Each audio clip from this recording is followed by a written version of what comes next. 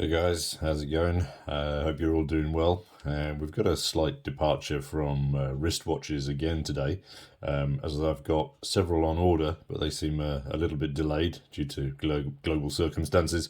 So I thought we'd go a little bit EDC again today, and I wanted to compare three EDC pens that I have, and that's due to a recent purchase, which has really impressed me.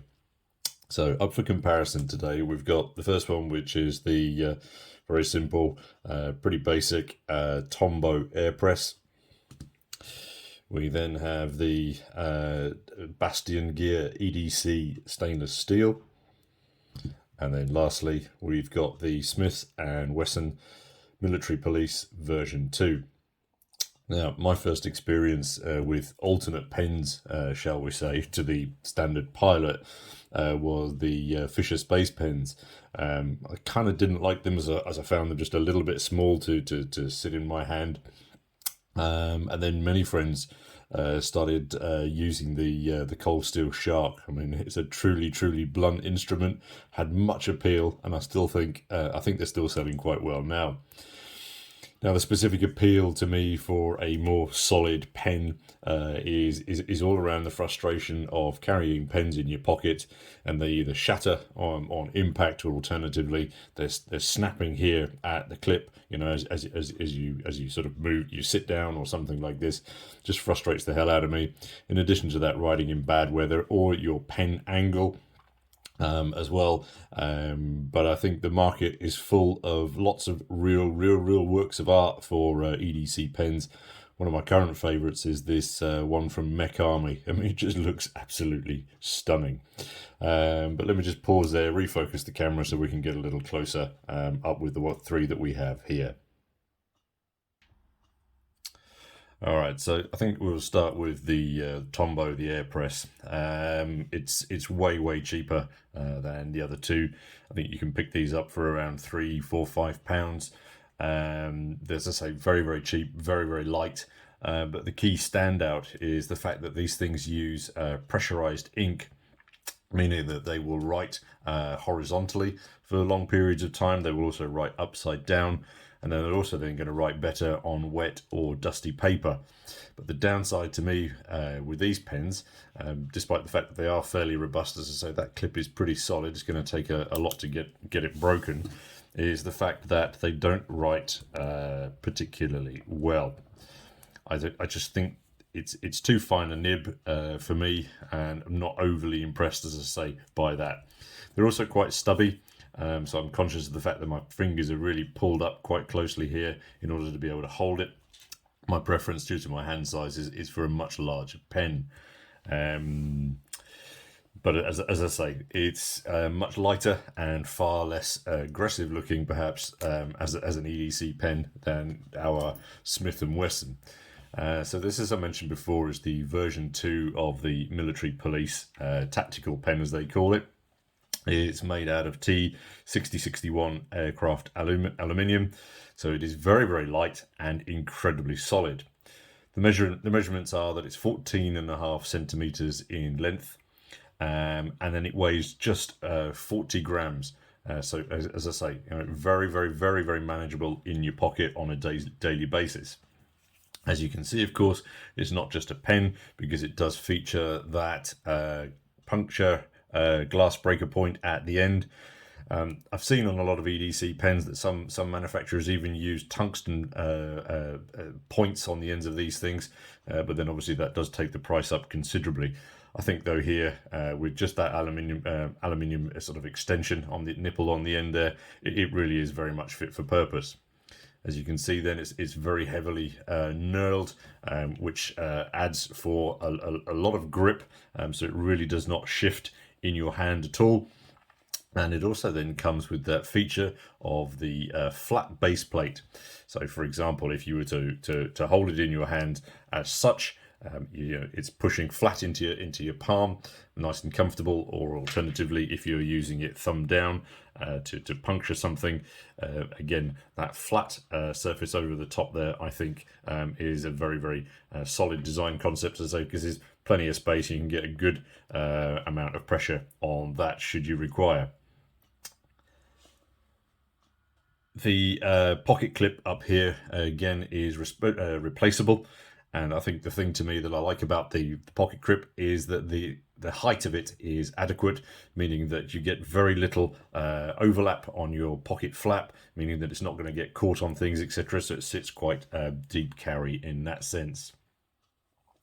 It's then obviously a screw down, probably needs a little bit more grease on it there. Comes with an O-ring, again, which is replaceable, then keeping dust and majority of water out. Many people that I know who have similar pens carry them this way around because then it's clearly evident that it is a pen. Some people feel that perhaps that pointy end might attract some unwanted attention.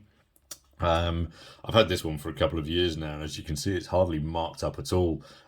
So as an EDC pen, it's worked incredibly well for me. Really stood up to a lot of solid use. And the advantage, of course, then that I think is that the writing is much smoother on this thing, much cleaner, more visible, deeper ink than the Tombow. So again, I think it wins over the two. I think, though, as I mentioned before, that perceived appearance functionality, I have never taken this through airport security, and I certainly wouldn't want to chance that. So do bear that in mind if you're going to be travelling overseas. Now, come to the recent purchase and the rationale for the video today. I mentioned before, so this is the Bastion Gear EDC stainless steel. It cost me around £30, I think. I purchased it from Heine Haynes, a great supplier here in the UK. Again, of course, I don't work for them, as you guys regulars to the channel will know, but I purchased quite a bit of stuff from them, and really solid products, exceptionally quick delivery. Yeah, solidly recommendable store. But anyway, I'll pop a link to them down below should you guys be interested. Now, what attracts me to this pen, and what do I like about it over the last couple of weeks that I've had it? For me, the clear and complete standout is the steel machining on this thing absolutely blows me away. I mean, the finishing on it is exemplary. It's flawless. It's absolutely flawless. And yes, as you can see, that there is a break in this pen, a join. Can you see it? Yes, I'm sure you can. When I first got it, I thought to myself, all right, how do I replace the ink? Just having a quick fiddle around, and then you can just feel, no, you can't. It's imperceptible, but you grab hold, give it a twist, and then it reveals that break. And as I say, screw it back up again, nice and tight. It's virtually invisible. The camera can hardly pick it up. As I say, so as an example of quality build on steel, I think this thing, yeah, exemplary, standout. I've seen very little that could compete with it. It's quite a heavy lump, though, in comparison. It's almost double the weight of our Smiths, in that it comes in at 79 grams worth of heaviness. Now, 79 grams, I think, on a pen is quite heavy. Just in comparison, this old school G-Shock Frogman weighs, I think it's 84 grams. So just 5 grams more, and you've got this heavy-duty pen. It's 304 stainless steel, and as I say, features that brilliant, absolutely brilliantly clean brushed finish. I think, though, the weight is going to be the biggest put-off for many people. I mean, length for me is absolutely ideal. But if you're going to be riding with hours with this one, I think for some people it's going to be causing a little bit of hand cramp. They do a titanium version of this one, but it comes in at double the price. There is also a carbon fibre version of these, but I've not seen them on sale in the UK yet. So Bastion Gear, then obviously have looked to the bolt action on a rifle to inspire that the action there. It is quite noisy, as you can hear here. So hopefully that noise will prevent fidget nutters in your next meeting clicking away on their pen ends. But since I've used it, and this last couple of weeks, as I say, that action has never failed. It's super smooth, super quick, and yeah, failless. So spot on there. If we just reveal the innards again, you can see again, very clean, brilliantly finished all round. You've got your standard refill here. Your spring and your O-ring there are also available on their websites, replaceable, so should you damage or break them. The O-ring on this one is much smaller than it is on the Smiths, but then again it's got a different function in this case. But again, brilliantly finished all around. The action in here as well is all metal, so there's no plastic at all in there, which may put some people off, but for me it works absolutely fine. So I was just going to say, if we look at the logo up top, if the camera will pick it up, yeah. So nice, subtle, clean and understated logo there, which I think is a really nice design decision because it allows for the steel and the finishing then to shine through without being tarnished by that labelling. Let me just pop him back in here as I'm finishing up with some conclusions. So I think this particular one from Bastion then, heavily overbuilt and solid. There's absolutely no way that thing is going to snap in your pocket or get damaged by impact or anything like that. And visually, what really appeals to me about it is I just think it works. And in hand, it feels absolutely delicious. I mean, yeah, I rarely get excited about pens. As I say, I'm usually normally very functional. You know, something standard, something you know, hard wearing. But this one has appealed to me in multiple ways, which has prompted me to do the video for you today.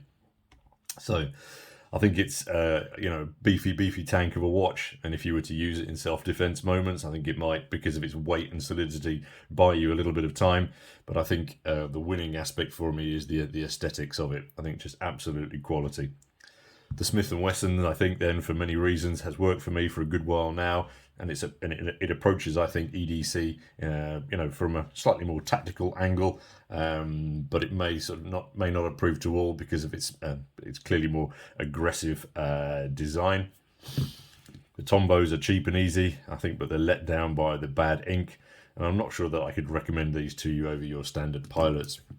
Just before we finish, let me just show you the writing of this one, as I say, because it works brilliantly for me.